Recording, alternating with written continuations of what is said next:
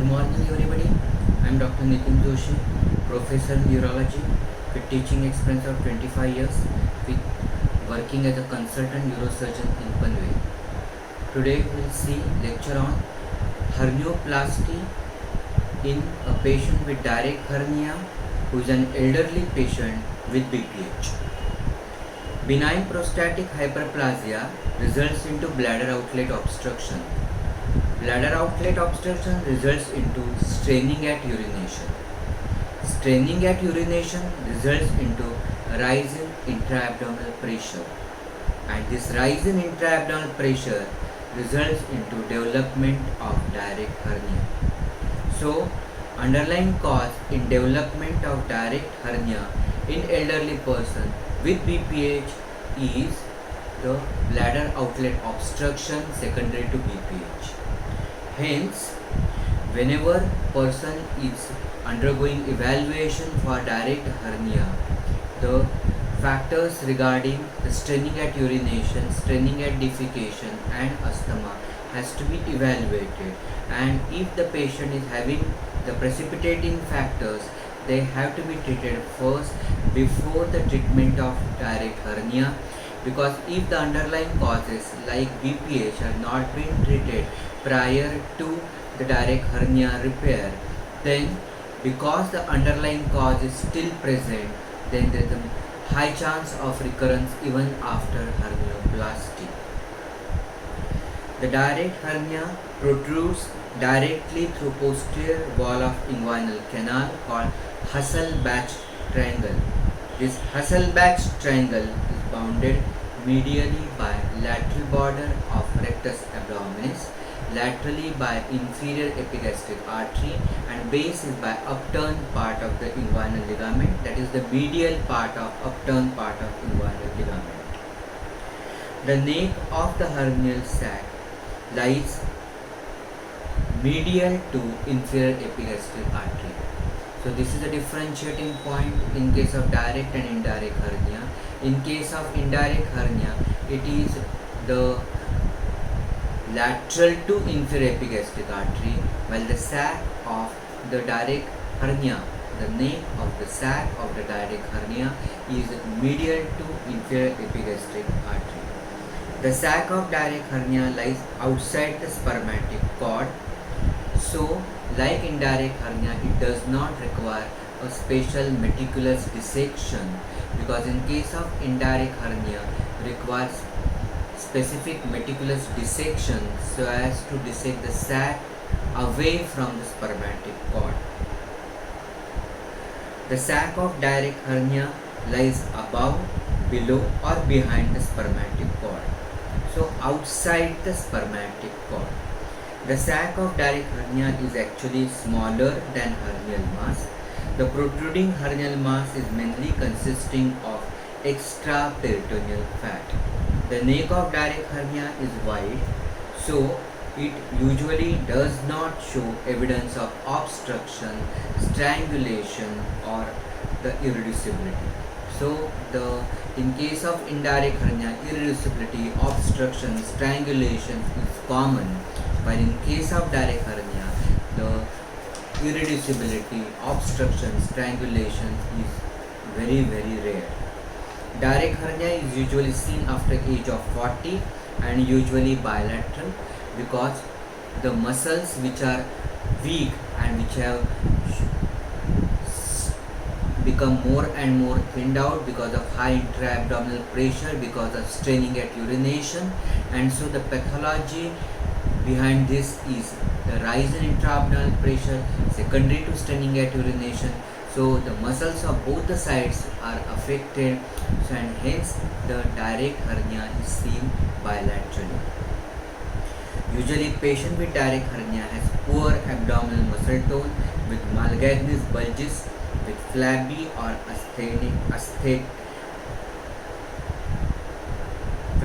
aesthetic build.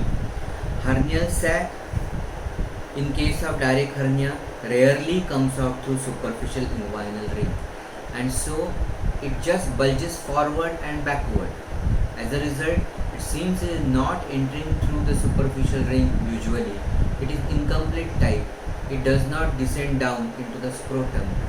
So it is an incomplete variety of the inguinal hernia.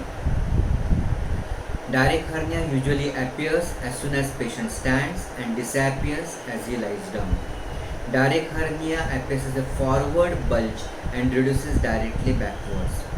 Since direct hernia does not enter through deep ring but through Hasselbalch's triangle, deep ring occlusion test is negative in case of direct hernia. The coverings of direct hernia are skin, superficial fascia, which is consisting of two layers, that is fatty layer, also called as the camphorous fascia, and the deeper is the membranous fascia or the membranous layer called as fascia of camphor.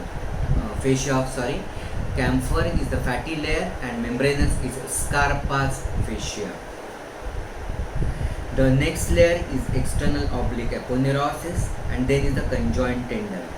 Conjoint tendon is seen when the sac passes medial to lateral umbilical ligament. Next covering in case of direct hernia is fascia transversalis, and innermost is actually peritoneal sac. By definition, herniatomy is identification, isolation and dissection of hernial sac, opening of fundus of sac and reducing contents of sac, and then transfixing the neck of sac, that is highlightation, and then removing excess redundant sac. This definition is applicable in case of indirect hernia and congenital hernia, but not applicable in case of direct hernia.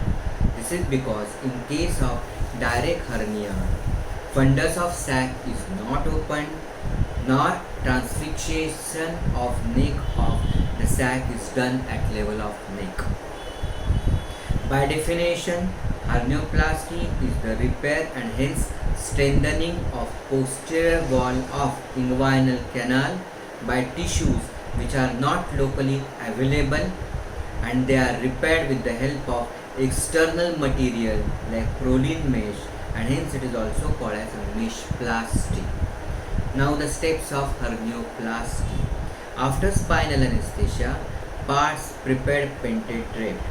With 20 number blade, incision is taken which is about 1.25 cm above and parallel to medial 2/3 of inguinal ligament.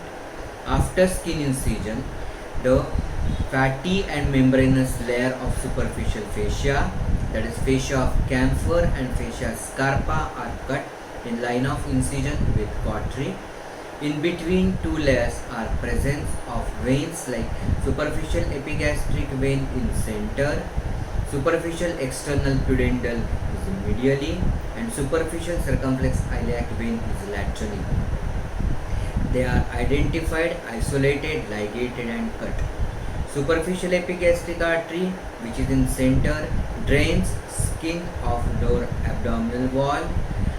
The superficial external pudendal vein runs medially in front of spermatic cord and drains skin of external genitalia and adjoining part of lower abdomen, while superficial circumflex iliac vein runs laterally and drains skin of abdomen and thigh.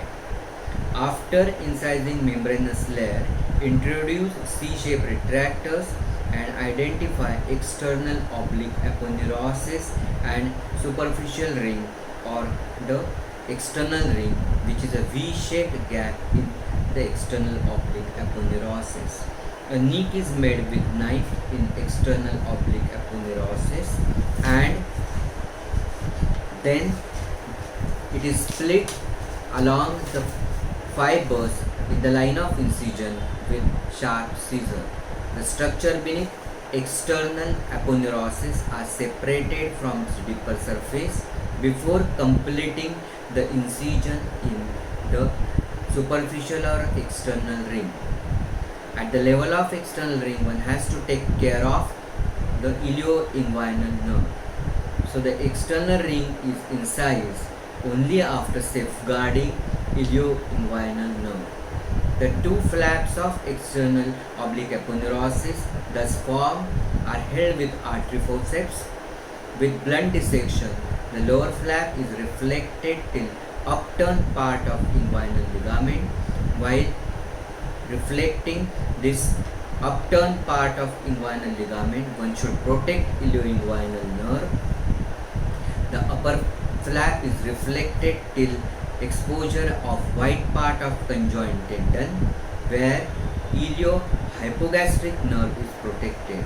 Thus, inguinal canal is opened.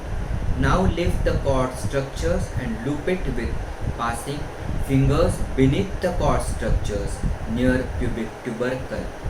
With a piece of wet gauze piece or cord holding forceps, the cord is lifted in its entire length. Looking for any associated indirect hernia along with direct hernia, one may have to open the external spermatic fascia, cremastic fascia to see for associated indirect hernia. Once you retract the spermatic cord, one will observe bulge in fascia transversalis secondary to weak attenuated fascia transversalis, and there may be significant weakness even of conjoint tendon. This weak attenuated fascia transversalis is strengthened by plication of weak fascia transversalis by Prolene 10 continuous interlocking stitches starting from pubic tubercle going up to internal ring and again going back from internal ring to pubic tubercle, thus strengthening the fascia transversalis. The fascia transversalis can further strengthen and made flat by suturing only the edge of upturned part of inguinal ligament with conjoint tendon, either with 10 Prolene or 20 Prolene, starting from pubic tubercle and going up to deep ring by either by continuous interlocking stitches or interrupted stitches. Over this flat wall, now the posterior wall of the inguinal canal can be further strengthened by putting Prolene mesh. Prolene mesh being a foreign body, by virtue of foreign body reaction, there will be fibrosis on either sides of Prolene mesh, thus strengthening posterior wall of inguinal canal. For hernioplasty of inguinal hernia, usually Prolene mesh of 6 inches by 3 inches, that is 15 cm by 7.6 cm is useful. On partially strengthened posterior wall, Prolene mesh is sprayed. The first stitch is taken from pubic tubercle to Prolene mesh with 10 Prolene. While taking stitch from Prolene mesh, it should not be from the edge of the Prolene mesh but about 1 to 1.25 cm from the edge of the Prolene mesh. Also, it should not be tied too tightly. Then, at the level of pubic tubercle level itself, 2 to 3 interrupted stitches are taken with 10 Prolene from pubic tubercle going up to conjoint tendon. Now, one wall can be completed by taking stitches starting next to pubic tubercle, that is first stitch, from upturned part of inguinal ligament extending up to deep ring, that is going from upturned part to the Prolene mesh, that is about 1.5 cm from the edge, and this is continued from pubic tubercle up to the deep ring. Thus one wall is completed. Then opposite wall is completed again by taking stitches from conjoint tendon and Prolene mesh, and then between the conjoint tendon and upturned part of the inguinal ligament, interrupted stitches are taken. At the level of internal ring, Prolene mesh is split to accommodate spermatic cord. The last stitch is taken on either side of the spermatic cord at the level of deep ring with 10 Prolene. After repair of posterior wall, cord is reposited back. The external ring is reconstructed by suturing external oblique aponeurosis. And in case of elderly person, if orchidectomy is done, then to prevent recurrence of indirect hernia, deep ring is obliterated with 20Y current. Since there is significant dissection, suction drain is kept and wound is irrigated and with the betadine saline and then closed with the closed in layers. Thank you very much.